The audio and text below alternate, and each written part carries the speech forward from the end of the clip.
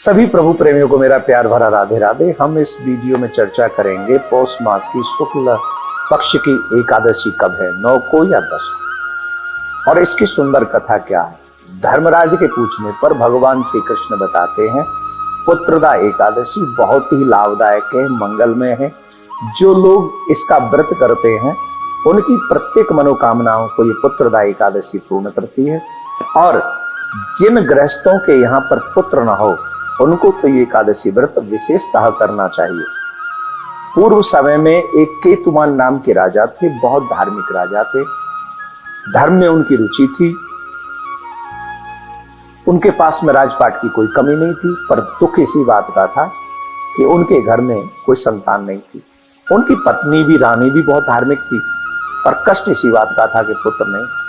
वो मन ही मन इस बात से डरता था कि हमारे घर में पुत्र नहीं और पुत्र के बिना गृहस्थ में अंधेरा ही होता है। उधर उस राजा के पितृगण भी पितृलोक में बड़े दुखी होते थे। वो कहते थे इस राजा के बाद हमारा तर्पण कौन करेगा, श्राद्ध कौन करेगा। वो भी जब राजा श्राद्ध और तर्पण करता था तो वो रो रो के श्राद्ध स्वीकार करते थे, बड़े दुखी थे।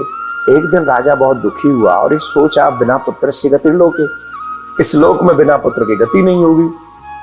तो एक दिन राजा वन में भ्रमण कर रहा था, और जब राजा वन में भ्रमण कर रहा था तो वहां एक जैसे ही वन में गया तो उसके दाएं अंग फड़कने लगे। उसे लगा कि कोई ये तो शुभ संदेश है, एक जो सगुन होता है पुरुष का दायां अंग फड़के। तो जब राजा आगे गए तो वहां पर सरोवर में कुछ ऋषिगण उनको स्नान करते हुए दिखाई पड़े।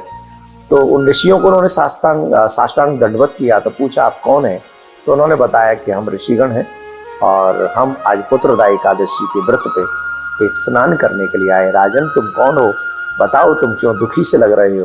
तो उन्होंने कहा महाराज मेरे पितर रोते हैं, मेरा मन अशांत है, पुत्र के बिना घर में अंधेरा रहता है, कुछ भी समझ में नहीं आता।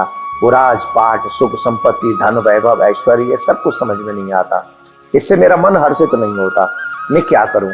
तो ऋषियों ने कृपा करके केतुमान राजा से कहा कि पुत्र तुम दुखी मत हो, आज पुत्रदा एकादशी है, तुम आज व्रत करो और व्रत करके अपने इसी संकल्प को करो और संकल्प के साथ तुम व्रत करोगे तो ये एकादशी साधारण नहीं है। ये एकादशी सिर्फ एक व्रत ही नहीं है, ये भगवान के अंग से निकली हुई दिव्य शक्ति है।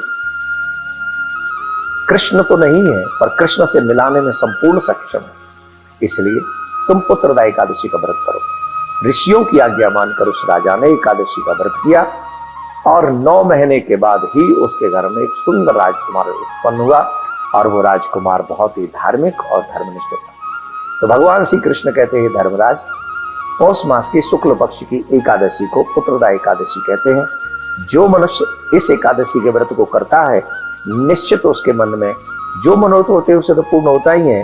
साथ में अगर कोई पुत्र के बिना कोई गृहस्थी है तो उसे अधिक मन लगाकर ये व्रत करना चाहिए। एक और बात, अब ये बात आ रही है कि 9 जनवरी को या 10 जनवरी को एकादशी है, तो एकादशी तो 9 जनवरी को ही प्रारंभ हो रही है, परंतु हम 10 जनवरी को व्रत करने वाले, क्योंकि उदया तिथि 10 जनवरी को होने वाली है, पर महाद्वादशी व्रत 11 को है।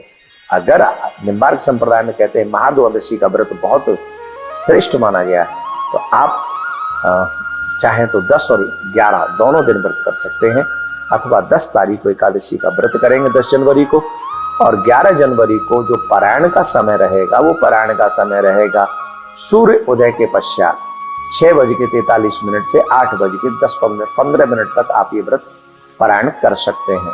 तो भगवान से प्रार्थना करते हैं कि एकादशी का ये व्रत आपके लिए मंगलमय हो। अगर पुत्र नहीं चाहिए, पुत्र भगवान ने ऑलरेडी आपको दे रखे हैं, तो जिनके पुत्र नहीं है उन तक ये वीडियो पहुंचाए, उनसे प्रयास करके ये व्रत करवाइए और आपके पुत्रों को भगवान भक्त बनाए, संपन्न बनाए, सद्विचारों वाला बनाए, सदाचारी बनाए। ऐसी प्रार्थना करते हुए आप सबके लिए मंगल कामनाएं। राधे राधे।